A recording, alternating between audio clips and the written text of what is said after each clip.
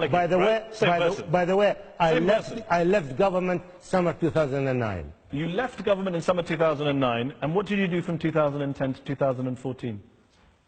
I was trying to influence from the back... What was your job description?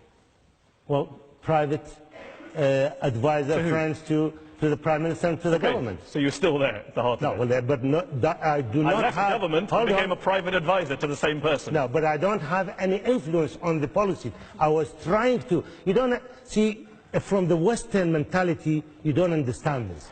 I don't understand. You can tell us what it means to be an advisor who doesn't get listened to, so why did you stay on for 4 years? Because this is my new order in Iraq. I defend the new order. I don't defend a particular prime minister. I don't defend a particular government. Let's look at the new order. Second charge against the Iraqi government that you were national security advisor of is that it unleashed pretty violent and savage so-called death squads against Sunni communities back in 06-07, especially in Baghdad, where hundreds of Sunni corpses started turning up with drill holes in their bodies, bound and gagged. Even today, according to an October 2014 report by Amnesty International, the Iraqi government is, quote, largely responsible for the serious human rights abuses, including war crimes committed by Shia militias that it is armed and backed. That is state-sponsored sectarian violence that you were involved in. This is not true, and I'll tell you what happened exactly. Baghdad has gone through a very difficult time of every day 6 car bombs against the Shia, and we've been calling, don't respond in a sectarian way.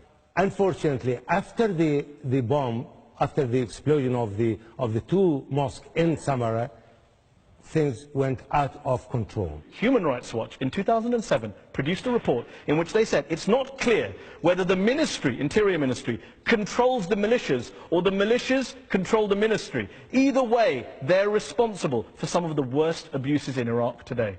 This was not spontaneous. This was state-sponsored. I cannot deny that. I can tell you that some parts, some formation, and some units of the Iraqi security forces were involved in human rights violation. I have to admit that. Why didn't you stop them? You were the national security advisor. But advisor.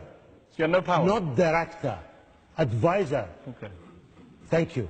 So you had no power to stop them? Well, no. You basically, as an advisor, as a national security advisor, you put the pros and cons, and you give the recommendation. And the Prime Minister ignored you? Maliki ignored you? Well, the Prime Minister is a commander-in-chief. He is in charge of the military and the whole country. So those killings, those people with drill holes in them, it's on Maliki.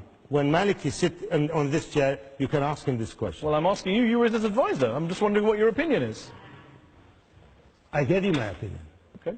The third charge is that Sunnis in Iraq, under your governments, have been disproportionately targeted by Iraq's anti-terror laws. Hundreds, thousands detained without charge, rounded up, tortured. The former Sunni Deputy Prime Minister of Iraq said no Sunni was exempt. Maliki and his militias could arrest anyone. Maliki was forced to do this. Forced by who? If you have 6 car bombs in the street of Baghdad, coming from this village, what do you do?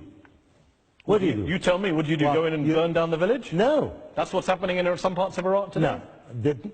That is not true. We're talking about 2010. See, can you see the mixing in dates? Okay. So you need to get your dates right. So I got my dates wrong in terms of when you were being sectarian.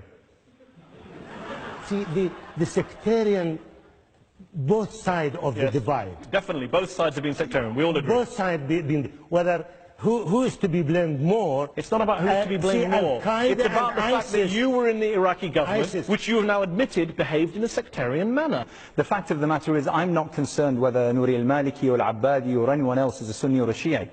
What I'm concerned about is, are they good politicians? And unfortunately, Dr. Rabi'i, notwithstanding my utmost respect for you, you might have been for many years national security advisor, but you have been, one way or another, part of an establishment that has presided for 12 years over making Iraq one of the most failed states in the entire world, whether on the level of corruption, politically, security-wise, militarily. Baghdad now, according to the Mercer Index, is the worst city in the world, bar none, to live in. That is something that's happened under your watch, Dr. Rabi'i. For you to totally absolve the establishment from any responsibility and to direct it towards people's grievances and people's tendencies and people's reactions to this and that, I'm sorry to say, that is a sign of a failed political establishment and a failed political narrative. The fact is, Iraq is in a miserable state, and Iraqis are in a miserable state. You are part of the establishment that created this. Okay. Let me bring in George Joffe, who I'm going to guess is neither Shia nor Sunni, and ask him... That's correct. How sectarian a government do you think Iraq's political establishment ran in recent years? We're hearing all sorts of claims and counterclaims. Where do you stand on this debate? Well, my impression is that the government in Iraq became increasingly sectarian after 2006. And I say that because many of the assassinations in Baghdad were related to Shia militias operating out of the Interior Ministry. From the discussion I've heard, I'm struck by two things. One, the way in which positions originally taken are then adjusted. So we were told that the Iraqi army was powerful, capable of taking back control of Iraq. Then we learned that in fact it's going to be the Shia militias that do that. And the second thing is that in answer to a question that you asked as to whether Iraq was a failed state, the answer was vehemently no, but then the description demonstrated that's precisely what it is. So it seems to me that sectarianism and the failed state go together. No, I disagree with that. I agree there are different. When you say different matter, now, you were involved in that, though, weren't you? The American did not prepare for anything before. Well, because I'm sorry to say, they're short-sighted.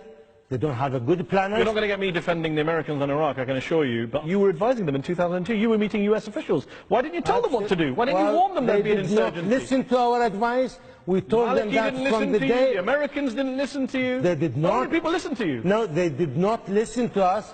They did not listen to us because they left the country post 9th of April 2003 for more than 3 months. موفق.